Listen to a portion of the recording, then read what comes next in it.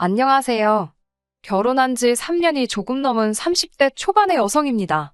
나이만 많지 속은 밴댕이 소갈딱지인 남편하고 갈라섰습니다. 이 갑갑한 마음을 누구한테라도 털어놓고 싶은데 그러자니 제 얼굴에 침 뱉는 것 같아서 이렇게 익명의 힘을 빌려 사연을 적게 되었네요. 남편과 저는 8살 차이로 둘 다 평범한 직장인입니다. 저에게는 첫 직장이었던 이전 근무지에서 남편을 처음 만났어요. 지금은 제가 이직을 해서 서로 다른 회사에 다니고 있고요. 회사 규모가 작다 보니 같은 팀이 아니어도 남편과 마주칠 일이 많았습니다. 신입이기도 했고 워낙에 남자 직원이 많은 회사라 행동 하나하나가 신경 쓰이고 조심스러웠어요. 그런 와중에 저보다 나이도 한참 많은 남편이 속된 말로 들이대니 어색하고 불편하더군요. 그래서 일부러 거리를 두고 지냈습니다. 하지만 제가 그러던지 말던지 남편은 저에게 첫눈에 반했다며 1년 가까이 정말 끈질기게 들이대더라고요. 그리고 또 왜 그런 말 있잖아요. 여자는 자기가 좋아하는 남자보다 자기를 좋아해주는 남자를 만나야 행복하다고요. 꼭 그 말 때문은 아니지만 얼마나 내가 좋으면 저럴까. 그런 생각도 들고 정신 차려보니 연인 사이가 되어 있더라고요. 이렇게 말해봤자 제가 제 입으로 저는 바보입니다 하는 거나 다름없지만 주변 사람들의 분위기도 한몫했어요. 주변에서들 자꾸 부추기고 소위 밀어준다고 하나요? 그렇다 보니 자연스레 저에게 다가오는 사람도 없고 어쩌다 회사 밖에서 소개팅한 이야기라도 들려오면 절 다시 봤다며 눈치 주는 사람들도 있었고 그럴 때면 내가 이상한 사람인가 싶을 정도였네요. 근데 웃긴 건 뭔 줄 아세요? 아이러니하게도 그럴 때마다 저를 대변해주고 감싸주던 게 제 남편입니다. 저를 죽어라 쫓아다니던 사람이 저를 지켜주더라고요. 지금 생각해보면 자기들끼리 짜고 그랬나 싶기도 합니다. 제가 누구 때문에 그 수모를 겪었는데 정작 자기가 백마탄 왕자 마냥 행세를 한 거잖아요. 아무튼 그렇게 사귀게 되고 반년이 지나갈 무렵 아는 선배의 소개로 원래 다니던 회사와는 비교하기도 민망한 훨씬 괜찮은 환경의 회사로 이직할 기회가 생겼습니다. 선배 추천으로 서류 지원은 건너뛰고 온라인으로 면접이 이루어졌지요. 여담이지만 면접을 오전 11시에 봤었는데 오후 4시에 전화가 걸려왔습니다. 연봉은 대략 얼마나 예상하고 있냐고 묻더라고요. 저는 미친 척 8천을 불러봤습니다. 그러자 상대 쪽에서 맞춰주겠다며 계약하자고 하더군요. 참고로 제가 받던 연봉이 5천 조금 넘었었는데 회사 대 회사로 비교하면 파격적인 대우였지요. 그 소식을 듣게 된 남편은 저더러 너무 돈만 쫓아도 좋을 게 없다면서 한 직장에서 10년 정도는 근무를 해야 뭐가 됐든 제대로 배울 수 있지 않겠냐며 저를 붙잡아 두려고 했습니다. 하지만 제 생각은 달랐어요. 공부를 열심히 한 학생은 장학금으로 그 노력을 보상받는 거고 일을 열심히 하는 직장인은 높은 연봉으로 인정받는 거 아닌가요? 아무튼 남편의 잔소리에도 불구하고 결국 제 뜻대로 이직을 했네요. 솔직히 사내 커플이라는 것만으로도 매사 불편하기도 했고 앞으로 승진 가능성에서 여러모로 불리할 것 같았고 아무튼 이직은 여러모로 저에겐 후회 없는 선택이었습니다. 이후로 남편은 걸핏하면 결혼하자는 소리를 해대기 시작했어요. 사실 연애 시작할 때부터 분명히 남편에게 저는 32이나 33쯤 되면 결혼하고 싶다고 몇 번을 이야기했거든요. 그렇기에 남편이 제 뜻을 확실히 이해하고 있을 거라 생각했는데 남편이 한다는 소리가 어차피 결혼할 사이인데 못하러 시간을 끄냐입니다. 순리대로 하자대요. 본인이 나이가 있으니까 이세다 뭐다 생각하면 빨리 안정적인 가정을 꾸리고 싶을 수도 있겠다 싶었어요. 그렇게 양가 어른들께 인사를 드리고 결혼을 약속하게 되었습니다. 결혼 이야기가 오가니 자연스레 서로 가진 게 얼마이고 얼마나 지원받을 수 있을지 등 현실적인 이야기가 오가기 시작했어요. 제가 남편과 같은 회사를 잠깐 다니긴 했지만 남편의 연봉이라던가 그런 자세한 정보는 솔직히 모르고 있었습니다. 다만 데이트를 할 때면 제가 내겠다고 해도 굳이 자기가 내겠다며 우겨대는 걸 보고 여유가 좀 있나? 그런 생각을 했던 건 사실이에요. 그렇다고 해서 저희가 분위기 좋은 곳만 골라다니며 비싼 데이트를 했던 건 아니지만요. 남편의 연봉은 약간 빠지는 7천이었고 모아둔 돈은 9천 정도 있다고 했습니다. 시댁에서도 1억을 보태주신다 했고요. 반면 저는 남편보다 8살이나 어렸고 그만큼 직장생활 시작도 느렸기에 제가 모아둔 돈은 5천 남짓이었습니다. 그리고 친정에서 8천을 보태주시겠다 하더라고요. 남편이 이에 대해 불만이 있었다는 건 결혼 준비를 하는 동안에는 조금도 눈치채지 못했었습니다. 늘 괜찮다는 소리를 입에 달고 다니던 사람이거든요. 대신 한 가지만 부탁한다면서 자기 부모님께 살갑게 대해달랍니다. 딸이 없으신 분들이니까 저만 잘하면 간이고 쓸개고 빼어주실 거라면서요. 덧붙이기를 1억이나 해주는 시댁이 흔하지 않다면서요. 아무래도 자기는 1억 9천을 해오고 저는 1억 3천을 해가는 상황이었으니까 생색을 내고 싶었던 모양이에요. 생색이라고 표현하긴 했지만 정말 감사하게 생각했습니다. 양가 부모님 모두 자식들 결혼시키는데 돈을 보태주시는 게 의무는 아니잖아요. 그래서 남자친구 말대로 어머님 아버님께 잘하겠다고 생각했습니다. 그렇게 저희는 서울 외곽에 있는 소형 아파트에서 전세로 신혼살림을 시작했습니다. 사실 이 아파트는 저희 친정부모님이 전세를 주고 계시던 집인데요. 원래 살고 있던 세입자분께 사정사정한 끝에 저희가 들어올 수 있었네요. 이제서야 말이지만 신혼집을 구하는 것도 쉬운 일은 아니었습니다. 저희가 가진 예산이 3억이 좀 넘었는데 거기서 그나마 결혼식과 혼수 등에 들어갈 비용을 제하고 나니 눈을 많이 낮춰야 하는 상황이었고요. 그렇다고 회사 위치도 무시할 수는 없었으니 여러모로 곤란한 상태였습니다. 그러자 친정언니가 그러면 부모님 댁에 전세 계약하고 들어오는 건 어떻겠냐고 먼저 물어봐 주더라고요. 사실 저도 그 생각을 안 했던 건 아닌데 아파트 자체가 부모님 재산이기도 하고 또 저에겐 언니도 있다 보니까 말을 꺼내기가 쉽지 않았거든요. 그런데 언니가 먼저 이야기를 해줘서 너무 고마웠네요. 아무튼 그렇게 부모님 아파트에 전세 2억 7천으로 계약을 맺게 되었습니다. 이후로 저는 남편과 약속한 대로 시댁에 가면 싹싹한 며느리로서 최선을 다했습니다. 딱히 어머님이나 아버님이 저에게 일부러 심부름을 시키시거나 곤란하게 만드시는 분들은 아니셨기에 잘해드리고 마음 써드리는 게 불공평하다 느껴지지는 않았습니다. 하지만 아무래도 아들만 둘을 키우신 분들이라 그런지 두 분 다 말투가 괄괄한 면은 있으셨어요. 그래도 이런 건 제게 큰 문제가 되지 않았습니다. 정작 이런 제 마음을 불편하게 만드는 건 남편이었어요. 저에게는 딸 같은 며느리가 되어달라던 사람이 정작 저희 친정에만 가면 무건수행을 하더라고요. 처음에 몇 번 갔을 때는 어색해서 그러나 보다 싶었습니다. 연애할 때도 말이 그렇게 많은 사람은 아니었고요. 그런데 결혼한 지 1년이 지나도 2년이 지나도 저희 친정에만 가면 말을 안 하는 건 여전하더라고요. 처음에는 저희 부모님이 저희 싸웠냐고 무슨 일이 있는 건 아니냐고 걱정을 하실 정도였지요. 그래도 지금은 누가 말을 걸면 말을 하긴 하는데 지금은 뭐 친정 부모님도 그러려니 하시고요. 반면에 저희 형부는 다릅니다. 제가 봐도 형부는 저희 집 아들인가 싶을 정도로 저희 부모님한테 잘해주세요. 저희 부모님이 어디 병원이라도 가셔야 하거나 힘드신 일이 있으면 누가 부탁하기도 전에 자기가 먼저 나서서 챙겨드리고 모시고 가고 그래요. 언니랑 저 둘 다 형부가 우리보다 낫다며 웃을 만큼이요. 그런 형부가 더 좋은 사람이고 남편이 나쁘다는 건 아닙니다. 사람마다 성격도 다 다르고 표현하는 방법도 다 다른 거니까요. 하지만 저희 부모님 입장에서 생각해본다면 그래도 누가 더 예뻐 보이겠어요? 저라도 형부를 고를 것 같습니다. 아내 된 입장에서 내 남편이 형부한테 밀린다고 생각하면 솔직히 기분이 별로 좋지는 않아요. 하지만 저도 눈이 있으니 보이는 게 있고 귀가 있으니 들리는 게 있지 않겠어요?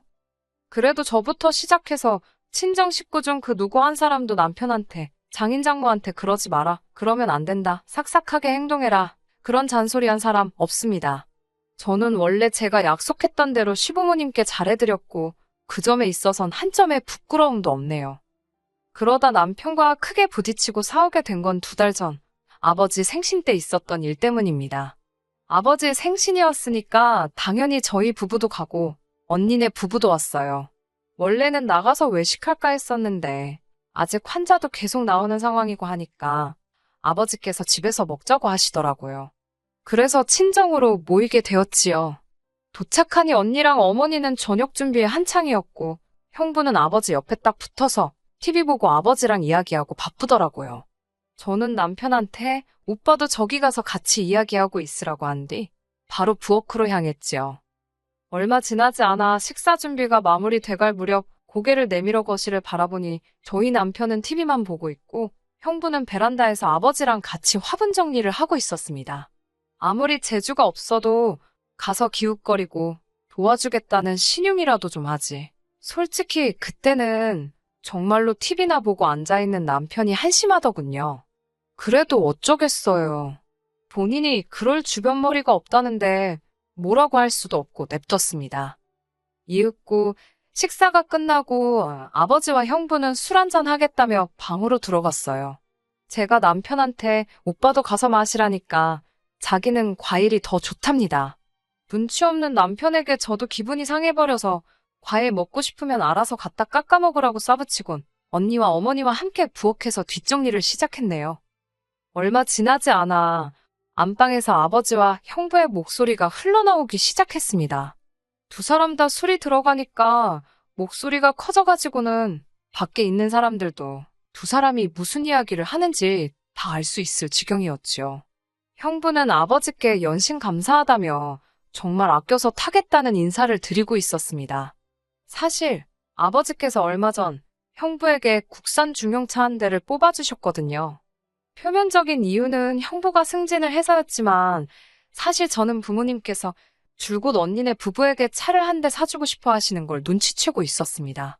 그래서 그 사실을 알았을 때 드디어 사주셨구나 싶었지 별다른 생각은 없었습니다.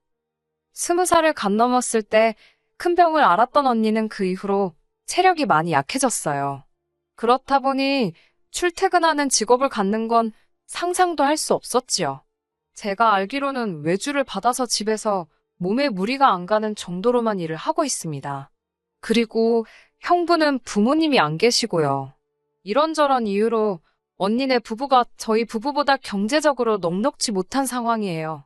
그래서 아버지께서 두 사람이 결혼할 때 많은 도움을 주셨던 걸로 알아요. 그러다 얼마 전부터는 언니가 병원을 다니게 되면서 차가 필요하게 되었는데 부모님께서 제 눈치를 보시더라고요. 마음 같아선 한 대 사주고 싶으셨는데 혹시나 둘째인 제가 불만을 가질까봐 걱정하셨던 거겠지요. 그러다 얼마 전 형부가 한 번에 두 직급을 승진하면서 아버지는 그걸 핑계로 선물이라며 차를 사주신 거고요. 솔직히 아버지 돈이잖아요. 아버지가 돈을 당신한테 다 쓰시든 기부를 하시든 아버지 자유지요. 부모님이 제 눈치를 보시는 건 뭐랄까 저에게 마음을 써주시는 거지 솔직히 제가 이래라 저래라 할 권리는 없다는 걸 잘 알고 있습니다. 하지만 남편은 저와 생각이 달랐던 모양이네요. 집으로 돌아오자마자 남편은 아까 그게 다 무슨 이야기냐며 저에게 따지듯이 묻더라고요. 저는 사실 그대로 말해주었습니다. 형부가 승진을 했다. 그것도 한 직급이 아니라 두 직급이나. 그래서 아버지가 기분 좋다고 사주신 것 같다고요. 그러자 남편은 누구는 승진 안 했냐면서 자기 승진했을 때는 아버님께서 고생했다 수고했다 말로만 그러시더니 형님은 차를 사주시냐고 왜 기분 나쁘게 차별을 하시냐입니다. 남편의 말에 어처구니가 없었던 제가 내가 차별한 것도 아닌데 왜 나한테 그러냐고 그러면 오빠가 아버지한테 전화해서 물어보라 했습니다. 왜 오빠는 안 사주냐고요. 그리고 아버지 돈인데 아버지께서 쓰고 싶으면 쓰고 말고 싶으면 마는 거지. 그걸 우리가 뭐라고 할 수는 없지 않냐고 써붙였어요. 그러자 남편이 한다는 말이 저더러 바보냐입니다. 아버님 돈이 나중에 다 제 돈이 될 건데 아깝지도 않냐고요. 그러다 언니 부부한테 다 퍼주시면 어쩌려고 그러냐면서 그리고 나이 먹을 만큼 먹으신 장인어른이 사위들 가지고 장난치시는 것도 아니고 너무 치졸하시다나요? 그러면서 저더러 제 밥그릇을 잘 챙기라대요. 어이가 없어서 제가 남편에게 말 조심하라고 장인어른한테 말을 그따위로 하냐고 했어요. 그리고 당신이 평소에 우리 아버지한테 싹싹하게 했어보라고. 내가 시댁에서 하는 거 반만 했어도 우리 아버지가 당신한테도 진작에 차 한 대 뽑아주시고도 남았다 그랬습니다. 친정만 가면 뚱한 표정으로 입만 대빨 내밀고 있으면서 우리 아버지가 형부한테 차 사줬다니까 그건 세미나냐고 쏴붙였지요. 그러자 형님은 자기 친부모가 없으니까 저희 친정에 잘하는 거랍니다.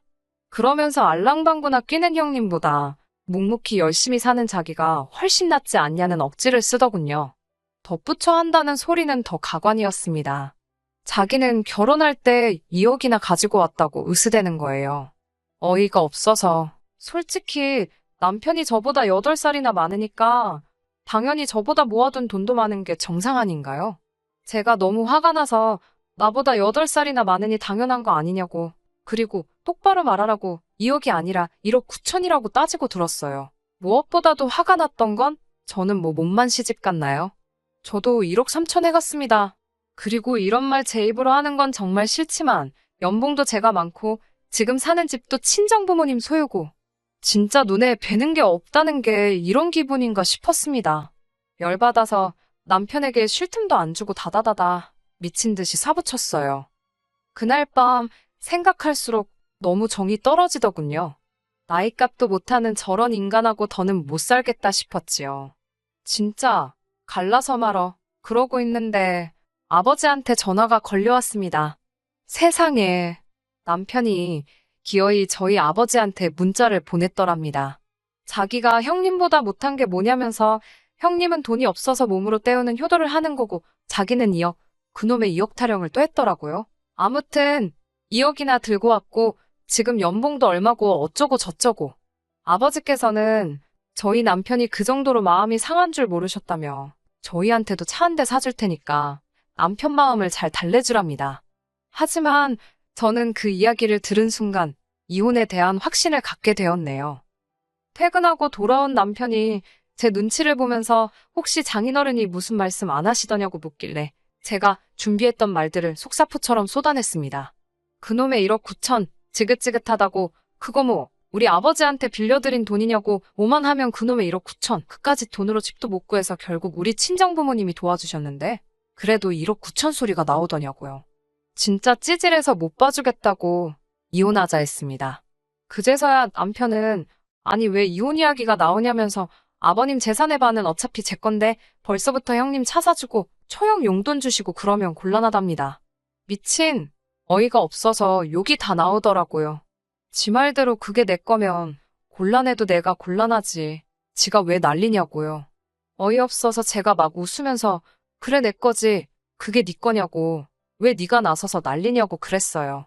그러자 한다는 말이 부부재산은 공동재산인 거 모르냐길래 부부일 때 말이지.